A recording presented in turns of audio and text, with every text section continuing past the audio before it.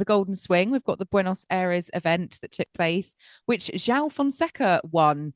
So the young Brazilian, one of the rising stars and names to watch, he beat Francisco Cerundolo in the final in straight sets to win his first title and become the youngest South American to win a title in the in the sort of modern Open era since 1990, since the ATP officially began.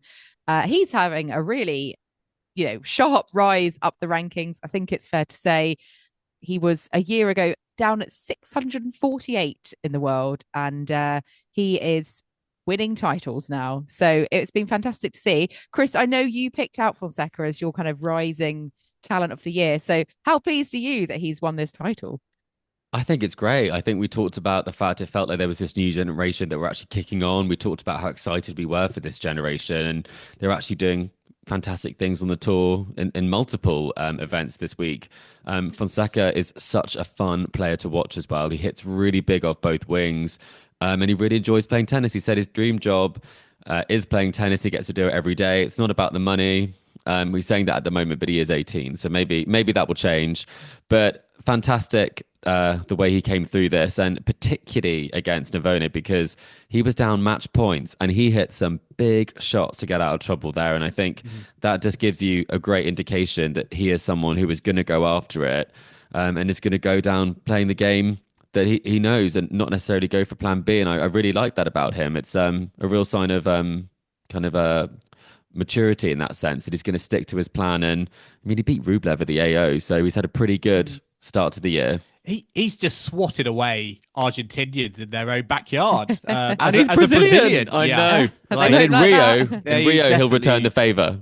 No, I mean, Argentinian wildcard in the first round, Navone, and then Cerundolo.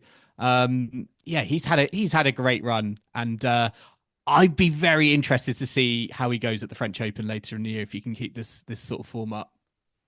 I mean, he is the first player born in 2006 to win an ATP title. Doesn't that make you feel old? It actually does. I could be his mother. I think I could be his father as well. Wow. The podcast has entered a new era. Yeah. Yeah, it's just, when you're sort of a tennis fan, you look at players, they're sort of our age, and you're kind of in your 20s, and now everyone's like younger. Yeah, I mean, we haven't won an ATP 250, have we? No. No, but we'll look forward to seeing what Fonseca does the rest of the Golden Swing and the rest of the year. Out in Marseille, we had an indoor hard event, 250, where Ugo Humbert defended his title, beating Medvedev in straight sets in the final. This is sort of classic Humbert territory. I think he's really comfortable indoor hard at home. He's won this title before, got to the Paris final last year, won in Metz. He just loves an indoor hard court, doesn't he? And in France at home, it seems to be like the perfect environment for him. No real surprises. Yeah. I mean, Medvedev losing to Medvedev, to two Meds there, that was probably the main surprise of the whole week, I would say. But yeah, I mean, Medvedev's not really been at the races of late, has he? He's not the Medvedev that we're used to seeing, perhaps. But yeah, Humbert, a very worthy winner, I think it's fair to say, at home in Marseille. And last but not least, Kecmanović won in Delray Beach, coming from a set down to beat Alejandro Davidovich Fokina. This was brutal. Poor Fokina. He's still not won an ATP Tour title. I didn't realize he'd not won an ATP Tour title, and how close doesn't have the temperament. Painful. Yeah. 5-2 up he was in that final set. Kecmanović coming back to win the last 5 games and saving 2 match points. It's really tough for Davidovich Fokina. He just kind of chokes at the key moments, doesn't he? A Focky implosion, yeah. Oh, sounds a bit rude, Chris. I think we're better move on. Sorry, no, didn't mean it like that. But great for Kecmanović. His first title since Kitzbühel in 2020. So it's been a while he's had to wait between titles. But fair play to him. And ADF will hopefully get over the finish line at one point in the future. And bit interesting, no American winning the title here. It was full of Americans in the draw, but none of them even getting to the final. So yeah, Taylor Fritz still not having a good time of it, is he?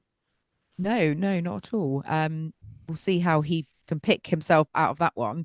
Let's look at what is happening this week then. We've got Dubai for the women, the WTA 1000 event, where Sabalenka and Swiatek are the top 2 seeds. As we said earlier, Ostapenko's already out as one of the casualties early on, who did well last week. So it'd be interesting to see if there's any players who are able to kind of keep consistent results across both events. And we'll see if Sabalenka and Swiatek can do a little bit better this week as well. Any thoughts on this one and who's in the draw? Any matchups you're looking forward to? Raducanu's broken the losing streak. She came through quite impressively against Maria Sakkari. That was one of the better performances I've seen from her. So hopefully she'll be able to kind of put it together. She plays Mukova, so that will be very entertaining and quite a big challenge. But it's a bit strange, isn't it, having 2 1000s that are 1 week in consecutive weeks. It almost seems like you can't play well at both of them. So I'm kind of thinking the players that didn't do well last week might do well this week. Yeah, absolutely. Yeah, that's a fair point. And out in Rio, we mentioned earlier, we've got the Brazil, the Rio Open in Brazil, which is part of the Golden Swing. And Sasha Zverev is headlining this one with Musetti as the 2nd seed. So, well, we'll see if any of the other sort of usual Golden Swingers can, get a title, or if Fonseca is maybe going to... Fonseca in front of his home crowd this time. Continue to do. He's going to lose to an Argentinian, isn't he? And who is he playing? He's a French player first, but he could play Etcheverry in the next round. So maybe that's the prophecy that you're predicting, Joel. Yeah. And possibly a rematch of the final in Buenos Aires in the quarterfinal with Cerundolo. Perhaps. It happens a lot, doesn't it? The Golden Swing. The same players play both, and one counts as 250 and one counts as 500, but the results are different. And Carlos Alcaraz is not playing for Everton. He's the top seed in Doha this week. So he's going back to the tennis court. And Alex de Minaur, 2nd seed here. So this is obviously a 500 event on the courts of Doha.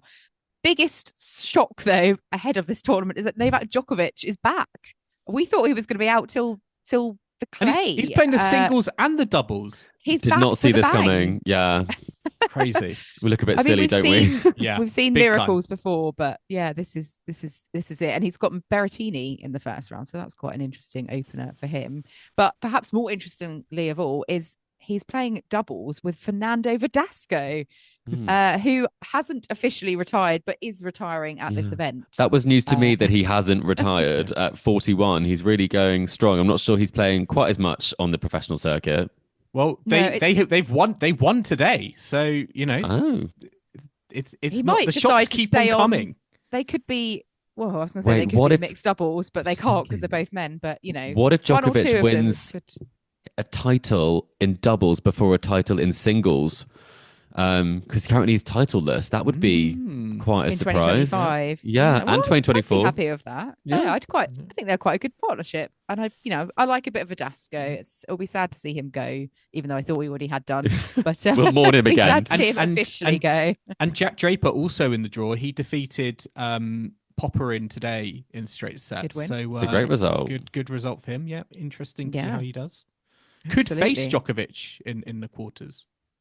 Ooh, that would be interesting. Yeah, that would be not tasty. Novak coming back. Yeah, Jack, maybe he's up for the taking. Yeah, we'll see about that one. But that pretty much wraps us up for this week. Quite a flurry of tournaments have happened. Quite a flurry happening this week. Lots of, fallout from the Sinner news. Perhaps that will keep coming through over the coming days as well. And then I'm sure he'll be back on tour before we know it. Time seems to fly by.